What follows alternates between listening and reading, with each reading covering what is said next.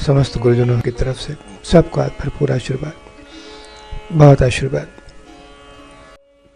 बुद्धि का प्रसंग चल रहा था और बुद्धि के बारे में हमने जाना कि अंधे मन की आंख का नाम ही बुद्धि है।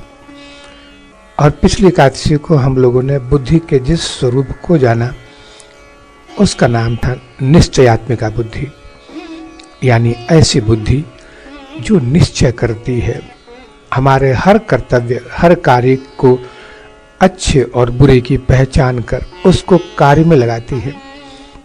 मन का धर्म तो है संकल्प करना और फिर उसका विकल्प भी कर देता है, लेकिन निश्चयात्मिका वो बुद्धि है जो हमेशा एक निश्चय पर अडिग रहे।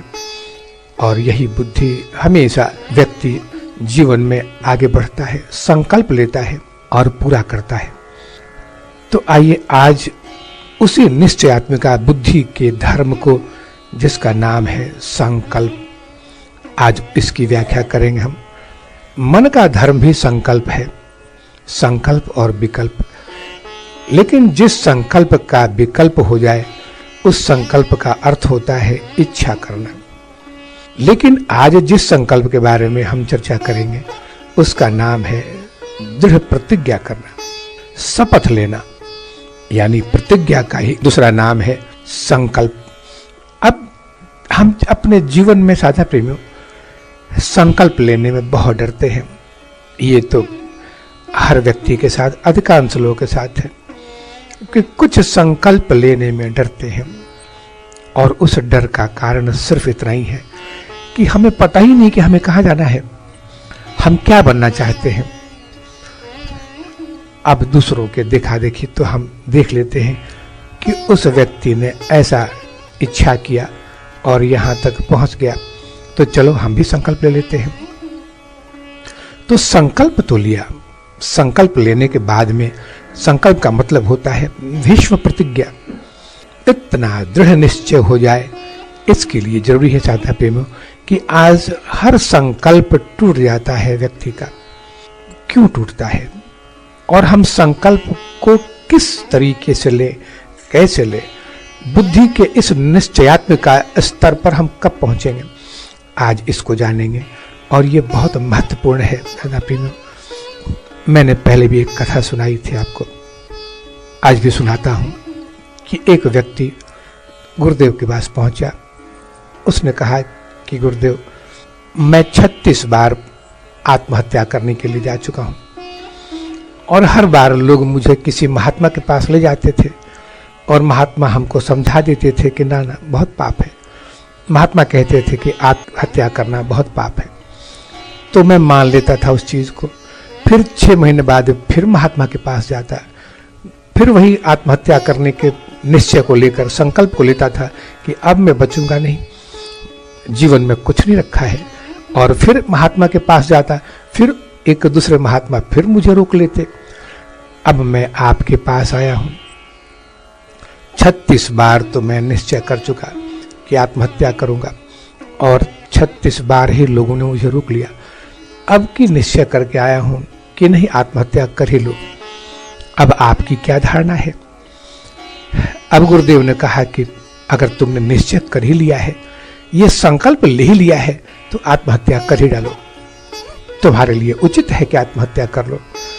अब व्यक्ति तो बहुत घबराया, उसने कहा कि कैसी बातें करते हैं, मैंने तो सुना है कि आप कोई बहुत पहुंचे हुए योगी हैं और फिर सारे संत महात्मा तो रोकते हैं आत्महत्या करने से, क्योंकि कहते हैं कि ये पाप है। आप तो पहले संत हैं जो मुझे आत्महत्या करने के लिए कहते हैं। गुरुदेव ने कहा कि अरे मूर्ख, तू क्या समझता है कि तू जिंदा है? तू उस स्थिति में है न कि जहां न जी रहा है न मर रहा है। तू आत्महत्या करना चाहता है, लोगों के कहने से रुक जाता है। अब लोगों के कहने से जब रुक गया तो फिर भी रुका नहीं, फिर 6 महीने बाद फिर प्रयास करता है। तो तू एक उसी पेंडुलम की तरह डोल रहा है, हाँ या ना, हाँ या ना। अरे जो करना है कर ले, संकल्प लिया है तो संकल्प को तोड़ना महापाप है। ये संकल्प शक्ति जो है साधा प्रेमियों, इतना कहा गया है कि हर व्यक्ति व्यक्ति को संकल्प लेना चाहिए। जो संकल्प नहीं ले सकता है उसको कहा गया कि पुरुषार्थ करने का भी अधिकार नहीं है।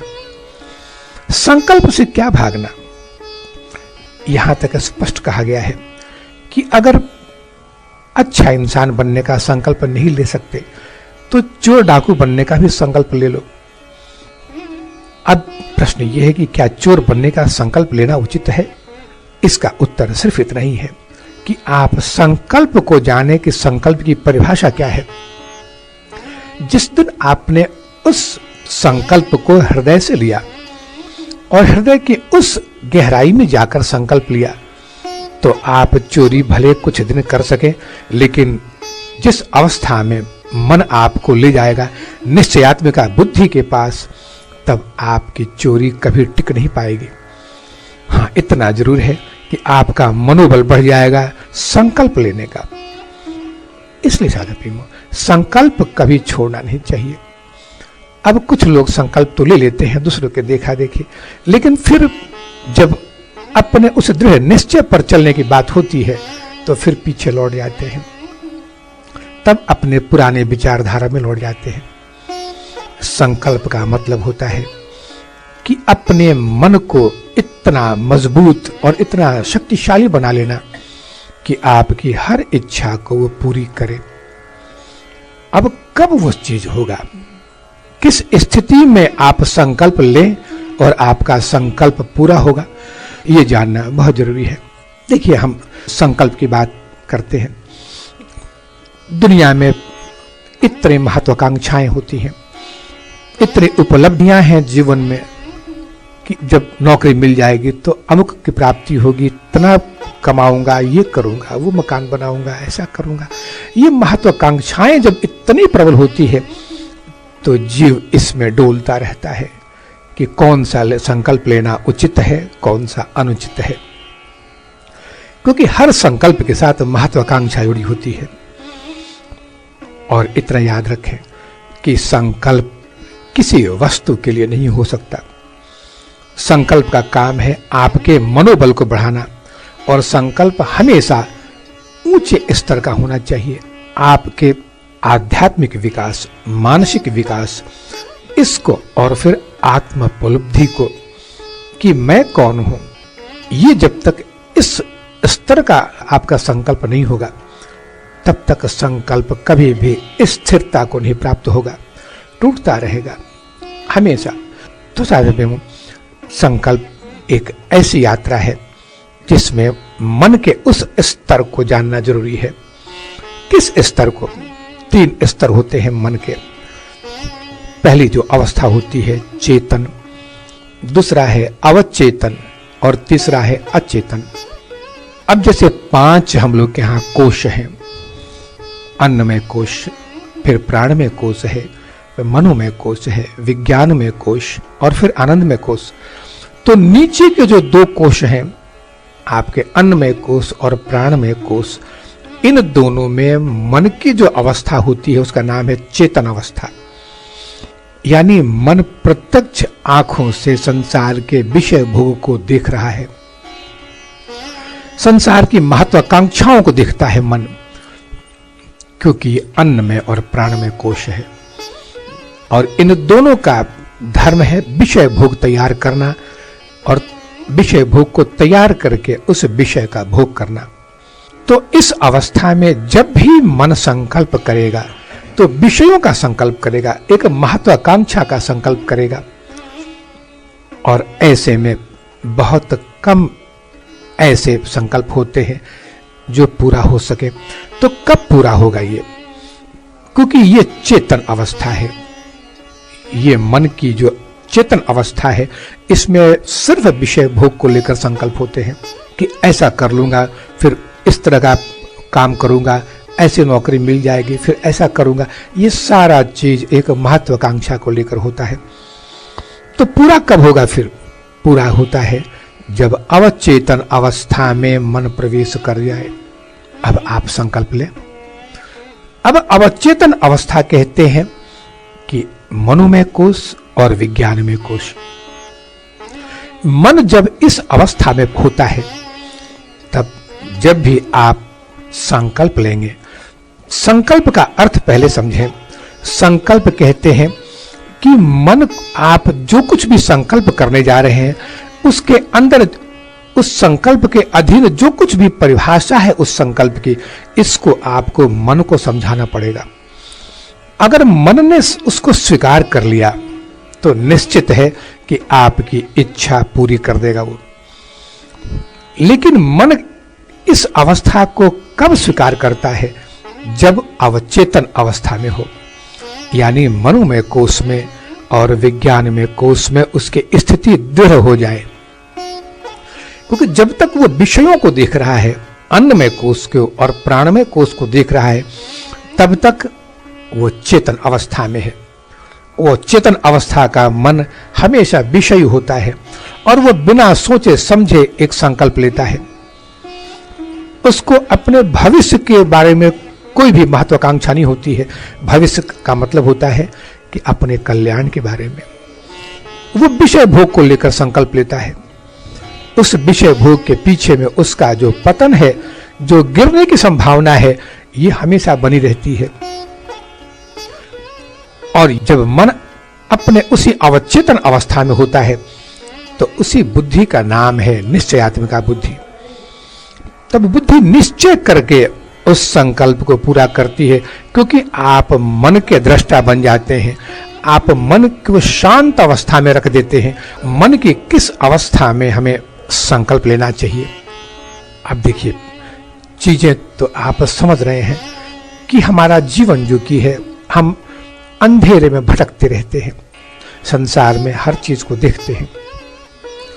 ये भी बन जाऊं, डॉक्टर बन जाऊं, इंजीनियर बन जाऊं, वकील बन जाऊं, बिजनेसमैन बन जाऊं, हर चीज की एक महत्वाकांक्षा को हम देखते हैं, निश्चय नहीं कर पाते हैं, क्योंकि अपने उन संस्कारों को, अपने मन की उस अवस्था को हम नहीं देख पाते हैं। और जिस दिन मन की अवस्था को देख लेंगे, उस दिन एक निश्चित अपने संस्कारों के अनुसार मन आकर्षित कर देगा उस रास्ते को जहां आपको जाना है। नहीं तो अंधेरे में आप भटकते रहते हैं और उस नौका की तरह आपकी स्थिति बनती है, जिसका न पतवार है, न माझी है, न लंगर है, कुछ भी तो नहीं है। खड़ी है वो नौका, आखिर कौन चलाएगा उसको? उस नौका का खेवैया भी नहीं है, लंगर भी नहीं है। जब लंगर नहीं है तो एक आंधी आपको कहां से कहां पहुंचा देती है और फिर नैया डूबने लगती है। संकल्प के बगैर जीवन नहीं है, और संकल्प से डरते हैं अगर आप, तो इतना समझ लें कि फिर इस पुरुषार्थ के लिए आपके लिए बहुत कठिन होगा। भाग्य भरोसे जो कुछ भी आपके सामने है वो तो निश्चित मिलेगा, जो प्रारब्ध है वो तो निश्चित ले जाएगा, नैया को भी आगे बढ़ाएगा आपका प्रारब्ध। लेकिन प्रारब्ध कब तक साथ देगा आपका? जिस दिन आपके कर्म फल खत्म हो जाएंगे, उस दिन आपका पुरुषार्थ ही आगे ले जाएगा आपके जीवन को। तो संकल्प लेना चाहिए। संकल्प हम आवेश में आकर जब भी संकल्प लेते हैं वो टिक नहीं पाता है। जैसे मन बताया कि उस वक्त अवचेतन अवस्था में मन होना चाहिए। अवचेतन कहते हैं शांत अवस्था को। आप जब भी क्रोध में एक निर्णय लेते हैं, जब भी काम की अवस्था में, लोभ की अवस्था में, उस वक्त आपकी मानसिक स्थिति हमेशा डावाडोल है, मन चंचल है। जैसे चंचल जल में आपका प्रतिबिंब दिखाई नहीं पड़ता है। कोई भी प्रतिबिंब हो, अगर जल चंचल है, तरंगे हैं उसमें, तो आप अपनी परछाई नहीं देख पाएंगे उसमें। जल हिल रहा है। जब जल शांत हो जाएगा तब जो भी परछाई ले जाएंगे, जो भी चेहरा सामने आएगा, उसका स्पष्ट दिखा देगा। तो आपके संकल्प को भी मन तभी ग्रहण करता है जब शांत हो। नहीं तो साधा प्रेमियों, निराशा ही हाथ लगती है। और जब भी जीवन में आप ऐसी स्थिति से गुजरें कि आपने इच्छा की और आपने इच्छा का एक ऐसा दौर किया था कि इसमें आपका आत्म कल्याण भी हो सकता था, संसारिक वस्तुओं की प्राप्ति भी हो सकती थी, इच्छा पूर्ति नहीं हुई। इसका कारण सिर्फ इतना था कि आप एक आवेश में आकर एक जल्दबाजी में निर्णय लेते हैं, एक संकल्प लेते हैं। देखिए, संकल्प जब शांत चित्त से हो तो कोई भी संकल्प हो, कवि बनना चाहते हैं, एक लेखक बनना चाहते हैं, एक आदर्श व्यक्ति बनना चाहते हैं, डॉक्टर, इंजीनियर, या फिर एक धर्म प्रचारक बनना चाहते हैं, योगी बनना चाहते हैं, जो भी बनना हो, उसके लिए आपको अवचेतन अवस्था में मन को शांत कर, जैसे कि जल शांत हो जाए, तब आप अपनी परछाई को उसमें सामने लाएं तो स्पष्ट दिखेगा। अब ये तो आप समझ गए कि मन हमेशा अवचेतन अवस्था में ही आपके संकल्प को ग्रहण करेगा, और ग्रहण करते ही वो उसके फलाफल को देना शुरू कर देगा। वो तत्काल उस स्वीकार कर लेगा, उस संकल्प पे जो कुछ भी उपलब्धि आपकी होने वाली है, इसको मन स्वीकार करते ही वो निश्चयात्मिका बुद्धि के हाथों सौंप देगा, और तब आपका संकल्प मन के उस बगिया में निश्चयात्मिका बुद्धि के हाथों जल के द्वारा सींचा जाता है। वो उस पौधे को, उस बीज को सींचने वाली निश्चयात्मिका बुद्धि होती है, और जिस खलिहान में, जिस खेत में, जिस बागीचे में रोपा जाएगा वो मन है। तो मन स्वीकार करे। आप क्या समझते हैं कि जितने बीज धरती पे आप बोते हैं, छिड़क देते हैं, क्या सभी वृक्ष बन जाते हैं? नहीं जाते। कुछ ही ऐसे बीज होते हैं जो अंकुरित होते हैं और एक वृक्ष का रूप लेते हैं, बाकी सब सूख जाते हैं, सब धराशायी हो जाते हैं। बहुत कम बीज सही फल दे पाते हैं। इसका कारण सिर्फ इतना ही है कि सही परिस्थितियों में आपने संकल्प नहीं लिया। संकल्प आप आवेश में लेते हैं, भले आप ईश्वर प्राप्ति का ही संकल्प ले, लेकिन शांत मन से ले, नहीं तो कुछ दिन आपकी साधना चलेगी और फिर आप आवेश में आकर लिए थे, इसलिए फिर संसार कभी भी आपको खींच लेगा। मन जब अशांत होता है तो हमेशा विषय खींचते हैं, मन जब शांत होता है तो बुद्धि खींचती है, निश्चयात्मिका बुद्धि, और जब मन एकाग्र होता है तो परमात्मा खींचता है, ईश्वर खींचता है, गुरु खींचते हैं। इसका सिर्फ एक ही उपाय गुरुओं ने बताया है कि जो बनना है पहले उसको अध्ययन करें, पहले देखें कि इसके बनने में हमारे शरीर और इंद्रियों का कल्याण तो हो सकता है, लेकिन क्या मन और हमारे जीव भाव का, जो हमारा आत्म भाव है, इसका भी कल्याण है? अगर उसका कल्याण नहीं है तो उस कीमत पर इंद्रियों का कल्याण अगर हो रहा हो तो ये निश्चयात्मिका बुद्धि कभी इसको स्वीकार नहीं करेगी। तब ये संकल्प अगर आप लेते हैं तो हमेशा निराशा लगेगी आपको हाथ में। इसलिए साझा भी देखिए, मैं ये नहीं कहता कि जितने भी चोर लुटेरे या फिर जो डकैत हैं ये सफल नहीं होते हैं, ये भी सफल होते हैं अपने जीवन में। प्रश्न चोर डाकू और संत महात्मा का नहीं है, प्रश्न है आपके संकल्प का। आप संकल्पवान अगर हैं तो फिर आपका संकल्प हमेशा फल देगा, वो स्वीकार हो जाएगा। जैसे आप नौकरी के लिए कोई अगर दरखास्त देते हैं, एप्लीकेशन आपने भेजा, हर एप्लीकेशन स्वीकार हो जाए ये कोई जरूरी तो नहीं। मन हर चीज को भेज देता है अंदर में। संकल्प आया आपका, मन ने तुरंत भेज दिया, लेकिन अगर आपका चेतन मन उस अवस्था में है तो बुद्धि कभी स्वीकार नहीं करती है, क्योंकि इससे जीव का कल्याण नहीं है। इंद्रियों का कल्याण तो हो सकता है, जीव का कल्याण नहीं है, यानी आपका आत्मोत्थान नहीं हो सकता इससे। और निश्चयात्मिका बुद्धि हमेशा आपका कल्याण की सोचती है। जीवन में जब भी आप एक निश्चय लेकर आगे बढ़ते हैं तो हमेशा फल देता है वो, और आपका अंतःकरण जहां मनोमय कोश है, वो अंतःकरण स्वयं आपको उसकी स्वीकृति देता है। आप अपने कार्य कीजिए, संसार में सुख सब करते रहिए, लेकिन अपने उस जीव भाव के कल्याण को कभी मत भूलें कि सब कार्य करते हुए हमारा आत्म कल्याण हो। क्योंकि इतना याद रखें कि अगर आत्म कल्याण के लिए वृद्धावस्था को आपने चुन कर रखा है तो ये बहुत गलत निर्णय है आपका। वृद्धावस्था आत्म कल्याण के लिए नहीं होता है। वृद्धावस्था होती है कि जो कल्याण का कार्य आपने युवावस्था में कर दिया उसी चिंतन में डूबने का समय होता है। बस जैसे फसल तैयार हो जाए युवावस्था में, तो वृद्धावस्था उस फसल को काटता है, उस फसल का आनंद लेता है। तो अभी ही ये वक्त है जबकि सब कार्य करते हुए अपने कल्याण के लिए सोचना पड़ेगा, ये संकल्प लेना पड़ेगा। अगर ऐसा संकल्प नहीं है तो फिर विषय भोग हमेशा अधूरा रह जाएगा। देखिए, आपका जो जन्म लेना है ये भी तो एक संकल्प के अधीन है। आपने पूर्व जन्म में जितने कर्म किए थे उन सब का जो सूक्ष्म निचोड़ है, ये आपका संकल्प था कि अगला शरीर हमको अमुक घर में होना चाहिए, ऐसे माता पिता मिलने चाहिए, ऐसे गुरु मिलने चाहिए। इस तरह का संकल्प था आपका। और संकल्प ही प्रकृति ग्रहण करती है, क्योंकि उस वक्त मन का विलय रहता है, मन का लय हो जाता है।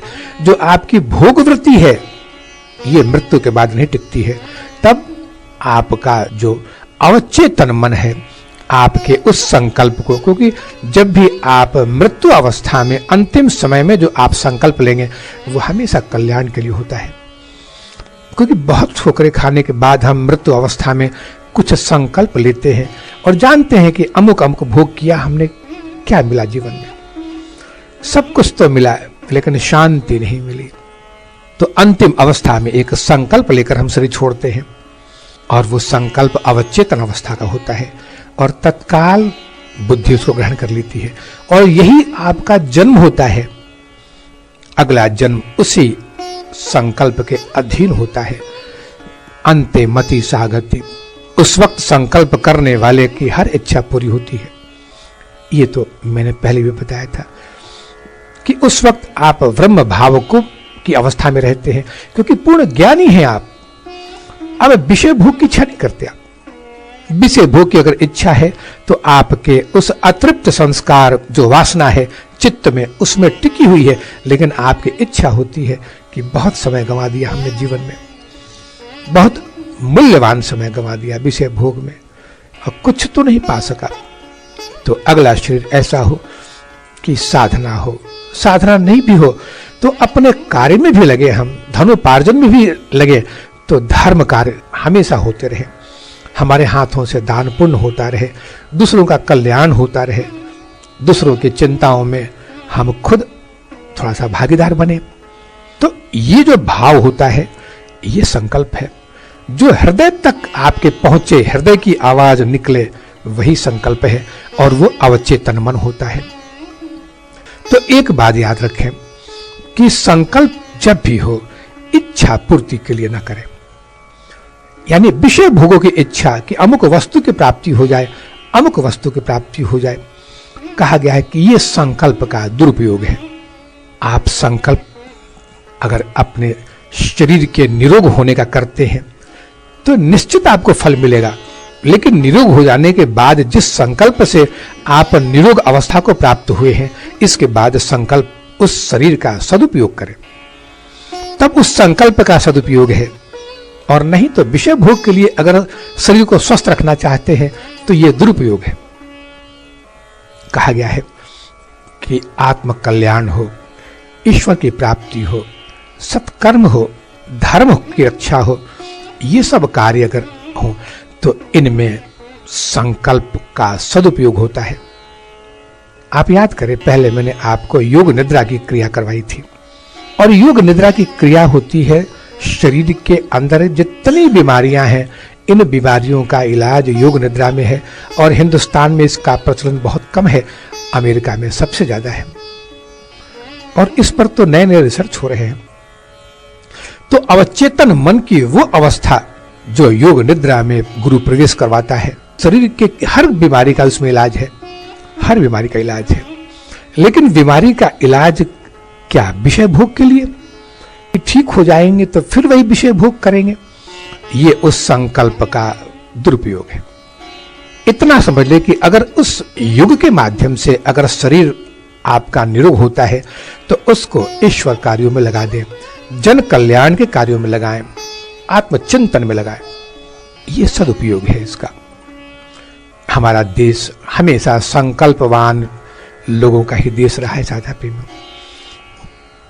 चाहे बुद्ध देव का हो इतना बड़ा त्याग और संकल्प, या राजा हरिश्चंद्र का हो एक दृढ़ संकल्प, या फिर हमारे जितने भी जो आचार्य हुए हैं, शंकराचार्य, वल्लभाचार्य, रामानुजाचार्य, मध्वाचार्य, ये सारे आचार्य, ये सब अपने दृढ़ संकल्प के बल पर इतने धर्मनिष्ठ थे कि आज हिंदू संस्कृति अपनी जगह से बिल्कुल हिल नहीं पाई है। वैसे ही पूर्ण निष्ठा और अपनी मर्यादा में टिकी है। ये सिर्फ संकल्प का बल है। और संकल्प का बल आजकल हम लोग के समाज में, देश में इसकी दुर्बलता देखी जाती है। हर व्यक्ति संकोच में पड़ जाता है संकल्प लेने के मामलों में। इतना जरूर याद रखें कि संकल्प लेना तो आसान है, लेकिन संकल्प लेना जितना अच्छा है, संकल्प का टूटना उतना ही खराब है। संकल्प आपने लिया और फिर कुछ दूर चलकर आप पीछे हट गए कि समय नहीं है, या बेकार में हमने ऐसा संकल्प लिया, तो ये टूटने के संस्कार तो पड़ गए आपके चित्त में। अब अगर इस तरह 2-4 संकल्प टूटते चले गए तो आपके चित्त पे एक गहरा धब्बा पड़ जाएगा संस्कार टूटने के, और ये संस्कार आपको जीवन में किसी भी संकल्प को पूरा नहीं होने देगा। आप जीवन में हर कार्य में असफल होंगे, हर दिशा में असफल होंगे। जिस कार्य में हाथ डालेंगे वो कभी पूरा नहीं होगा, क्योंकि आपकी वो जो एक शक्ति है, जो तेज है, कोई भी कार्य पूरा होता है संकल्प से ज्यादा प्रेम। इच्छा करने मात्र से संकल्प कार्य पूरा नहीं होता है। तो जिस संकल्प से आप कार्य को सिद्ध करने जा रहे हैं, उस संकल्प को बार बार तोड़ा है आपने। पीछे दिनों में जितने भी जो संकल्प आपने किए सबको तोड़ा है आपने।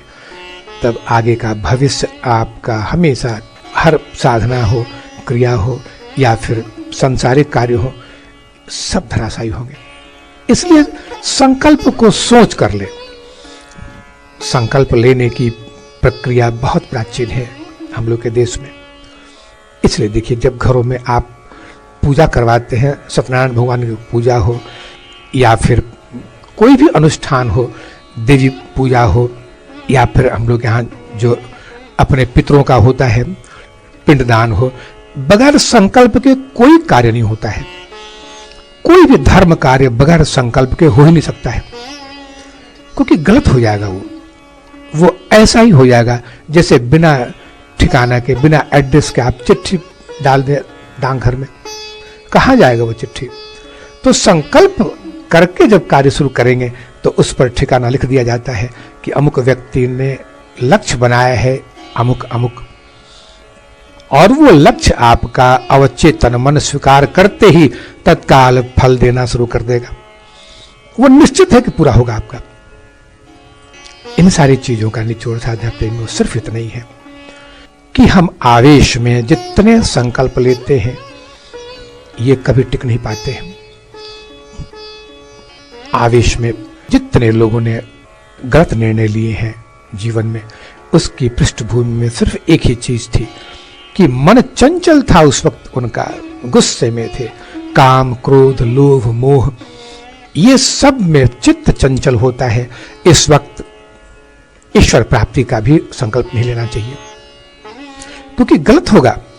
संकल्प लेते ही टूटेगा और टूटने के संस्कार बनेंगे, और ये संस्कार आपके भविष्य के लिए हमेशा हर कार्य में बाधा डालेगा, कोई कार्य सिद्ध नहीं होने देगा। तो संकल्प नहीं लेना महापाप है। जीवन में संकल्प अगर नहीं है तो आपकी नैया खड़ी है और बहुत भयंकर तूफान चारों तरफ है। तो संकल्प लेना ही है आपको जीवन में, अगर जीवन यात्रा चाहते हैं और एक सच्चे नागरिक बनकर जीवन में। लेकिन संकल्प का टूटना और खराब है। संकल्प छोटे छोटे से शुरू करना चाहिए। 3 संकल्प का अभ्यास करें आप, और ये बहुत छोटे संकल्प हैं। इस संकल्प में एक ही चीज करनी है कि आप प्रातः काल जब बिस्तरे से उठ के बैठे तो मानस रूप में 5 बार गुरु मंत्र का मानस, आंख बंद करके मानस करके, और फिर अपने हाथों को देख ले। दोनों हाथ खुले होंगे बिल्कुल इस तरह, और फिर अपने दृष्टि हाथों पर पड़े और ऐसा लगे कि गुरु मंत्र लिखा गया है।